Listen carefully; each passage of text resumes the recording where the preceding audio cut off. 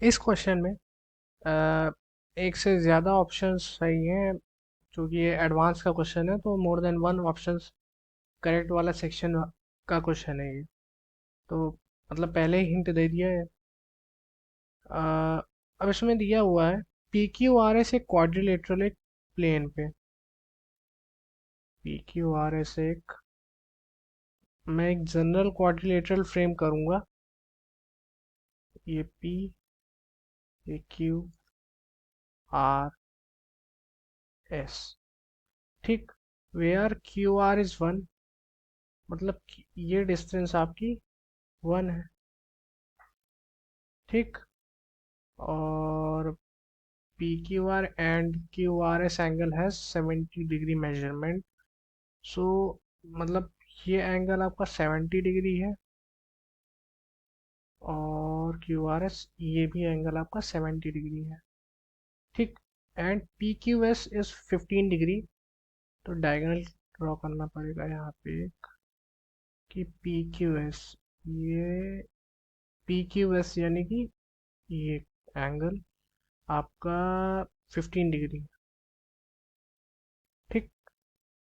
और P R S 40 degree है। P R S 40 degree है तो इसको भी इससे ये पी आर एस हमारा 40 डिग्री है। R P S angle theta है, जो कि एक अननोन क्वांटिटी है, तो ये यहाँ पे थीटा है, ठीक। और ये पी क्यू आपका अल्फा है, और पी एस आपका बीटा है, ठीक। तो अब हमें मतलब ये जो एक्सप्रेशन दिया 4 alpha alpha beta sine theta degree, इसका इंटरवल बताना है कि मतलब ये किस इंटरवल के बीच में लाई कर रहा है। जितने भी ऑप्शन हैं उनमें किन में हो, किन किन के अंदर आ सकता है।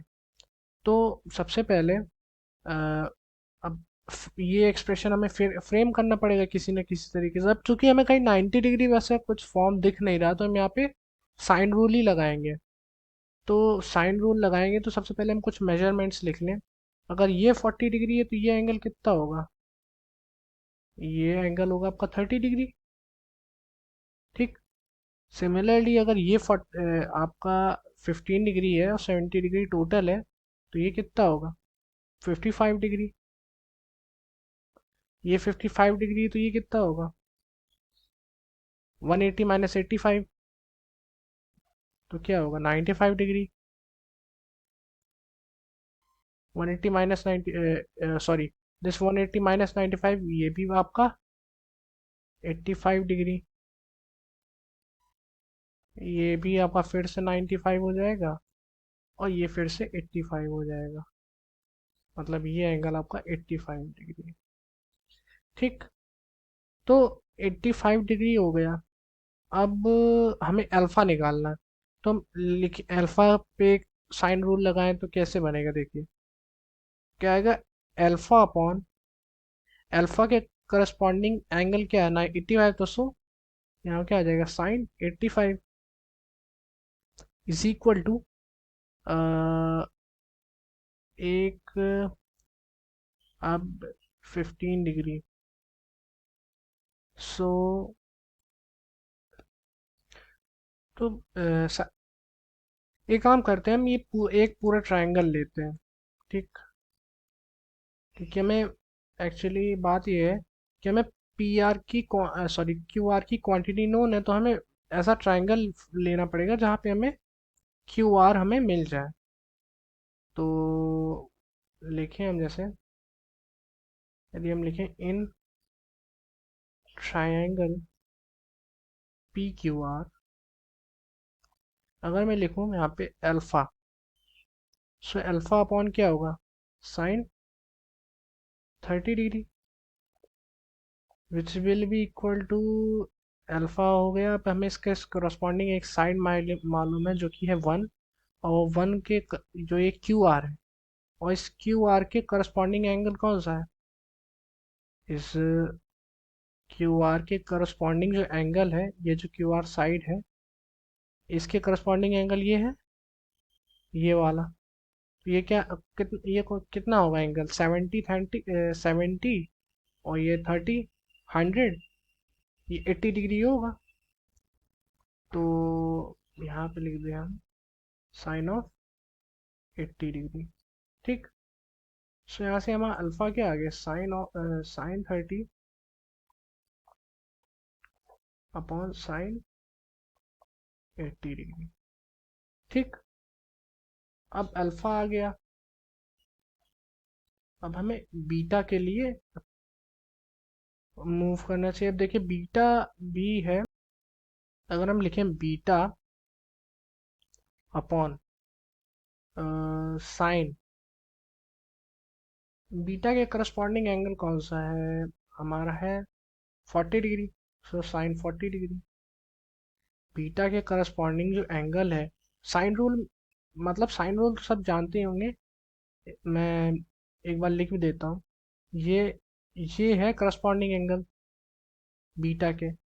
ठीक। और ये हमारा कितना है? 40 डिग्री है। साइन रूल एक बार लिख देता हूँ मैं, ताकि कोई कंफ्यूजन ना हो।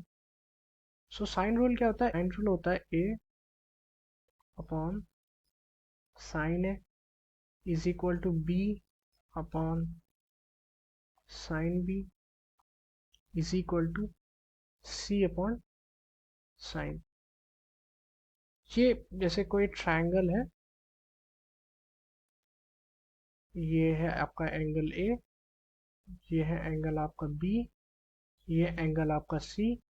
इसके करस्पॉन्डिंग साइड की लेंथ बी, इसके करस्पॉन्डिंग साइड की लेंथ स्मॉल सी, और इसके करस्पॉन्ड ए के करस्पॉन्डिंग साइड की लेंथ है स्मॉल ए। ये ऐसे ही आता, मतलब आप एक परपेंडिकुलर यहाँ से ड्रॉप कर दीजिए, फिर साइन बी निकालिए, साइन बी, मतलब यहाँ से परपेंडिकुलर ड्रॉप कर दिया यहाँ से। ये इसी तरह ये डिराइव किया जाता है रिलेशन। हम एक कांस्टेंट लेंथ मान लेते हैं कि हाँ भाई इसकी एक कांस्टेंट लेंथ होगी, और ये समथिंग इक्वल टू कांस्टेंट होता है। और वो कांस्टेंट एक्चुअली में 2r होता है, जब सॉल्यूशंस ऑफ ट्रायंगल पे, मतलब सॉल्यूशन ऑफ ट्रायंगल्स की बात करें। ठीक। तो ये डेरिवेशन भी आप देख सकते हैं, अवेलेबल रहता है हर बुक में, यदि एसओटी है उस चैप्टर में, सॉरी उस बुक में। सो बीटा अपॉन साइन 40 ये हो गया। और इज इक्वल टू, मैं बात करूं बीटा अपॉन साइन 40, और हमें साइन थीटा भी चाहिए। तो साइन थीटा अगर चाहिए तो साइन थीटा के करस्पॉन्डिंग साइड है आर एस। ठीक। तो हमें लिखना पड़ेगा are S upon sine theta. ठीक। हम चाहे तो आर एस यहाँ कैलकुलेट कर सकते हैं। देखिए मैं बताता हूँ कैसे। अगर मैं आर एस यहाँ पे देखूँ, तो अगर मैं बात करूँ तो ये हमारा एंगल कितना होगा? ये एंगल होगा 55 डिग्री। ठीक। अगर ये 55 डिग्री है और ये भी 55 डिग्री है, तो इसके करस्पॉन्डिंग जो साइड्स होंगी वो इक्वल होंगी। तो मतलब ये साइड और ये साइड इक्वल हो गई। अगर ये दोनों साइड्स इक्वल हो गई, तो हमारा जो एक क्यू आर था, क्यू आर वो आर एस के इक्वल हो गया। हम्म। चाहे तो साइन रूल भी यूज कर सकते हैं। साइन रूल यदि मैं यूज करूँ तो क्या होगा? 1 upon sine 55 is equal to R S upon sine 55। So R S हमारा क्या आ गया? 1 आ गया। ठीक। तो आर एस 1 आ गया, तो बीटा हमारा क्या हो गया? Sine 40 upon sine theta. So अब हमारा अल्फा भी आ गया, बीटा, मतलब बीटा साइन थीटा भी एक आ गया हमारा। वो क्या है? साइन 40। तो अगर मैं alpha into beta sine 40 theta लिखूं तो क्या होगा? Sine 30 upon sine 80, sine 30 sine 30 upon sine 80। वो किसके इक्वल है, साइन 40 मतलब इंटू साइन 40, साइन 40, ये alpha into beta sine theta हो गया। हमें 4 का भी मल्टीप्लाई करना पड़ेगा क्योंकि हमें उसी एक्सप्रेशन की मतलब वैल्यू इंटरवल्स के बीच में आइडेंटिफाई करनी है। तो 4 इंटू, अब ये हमारा ये हो गया, इसके बाद क्या होगा, 4 इंटू साइन 30 अपॉन साइन 80 को हम लिख सकते हैं 2 साइन 40 इंटू कॉस 40, और यहाँ पे साइन 40 पहले से ही था, ये साइन 40 यहाँ से चला हट गया। और साइन 30 की वैल्यू हाफ होती है, तो हाफ इसके साथ कंपनसेट होके क्या दे देगा, 2। तो हमारे पास जो अगला एक्सप्रेशन क्या बचा, वो बचा 2, और ये 2 भी यहाँ से हट जाएगा। तो एक्चुअली में हमारा 2 भी हट गया, एट लास्ट हमारा एक्सप्रेशन बचा, वो क्या है, वो है सेक 40 डिग्री। अगर मैं इसको इस तरह देखता हूँ, 1 upon cos 40 degree, cos 40 degree, इसको 0 अपॉन कॉस 40 डिग्री। अब हम जैसे मतलब हम जानते हैं कि जैसे जैसे हमारी कॉस के आर्गुमेंट की वैल्यू बढ़ेगी, वैसे वैसे ओवरऑल कॉस कोसाइन की वैल्यू डिक्रीज होगी। तो इसकी वैल्यू यानी कॉस 0 की वैल्यू ज़्यादा है, कॉस 40 डिग्री की वैल्यू 1 मतलब कम है, ऑब्वियस सी बात है ये वैल्यू हमारी 1 से बड़ी होगी, तो समथिंग 1 पॉइंट समथिंग होगी। तो अब मैं ऑप्शंस पे देखूं, तो 1 पॉइंट समथिंग मतलब इस इंटरवल पे भी लाई कर रहा है, और 1 पॉइंट समथिंग इस इंटरवल पे भी लाई कर रहा है। ठीक, तो मतलब इन दोनों के मतलब ए और बी दोनों ऑप्शन करेक्ट है। ठीक, तो एक बार एक चीज़ कंफर्म किए लेते हैं कि हमारी वैल्यू मतलब एंड में कहाँ जा रही है, वरना आने को तो 1 पॉइंट समथिंग इसमें भी आ सकता है, आने को सी में भी आ सकता है 1 पॉइंट समथिंग। ठीक, तो एक बार कंफर्म करते हैं, देखिए ये cos 40 डिग्री है। ठीक, अब यदि मैं देखूं cos 60 डिग्री की वैल्यू क्या होती है, cos 60 डिग्री की वैल्यू हाफ होती है। तो जब cos 60 वैल्यू की डिग्री की वैल्यू हाफ होती है, तो मगर मैं इस एक्सप्रेशन में यदि cos 40 की जगह cos 60 रख दूं तो क्या आ जाएगा, 2।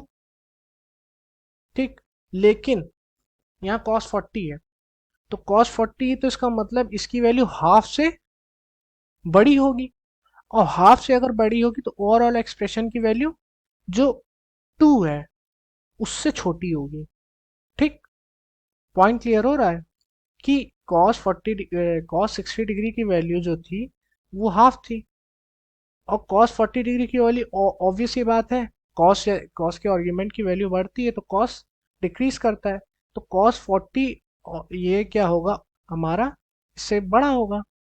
तो जब cos 60 पे ये ओवरऑल एक्सप्रेशन की वैल्यू 2 दे रहा था, तो cos 40 पे डिनोमिनेटर हमारा क्या हो, cos 40 बढ़ गया, बढ़ने पे ओवरऑल वैल्यू क्या देगा, कम देगा, तो 2 से कम ही देगा।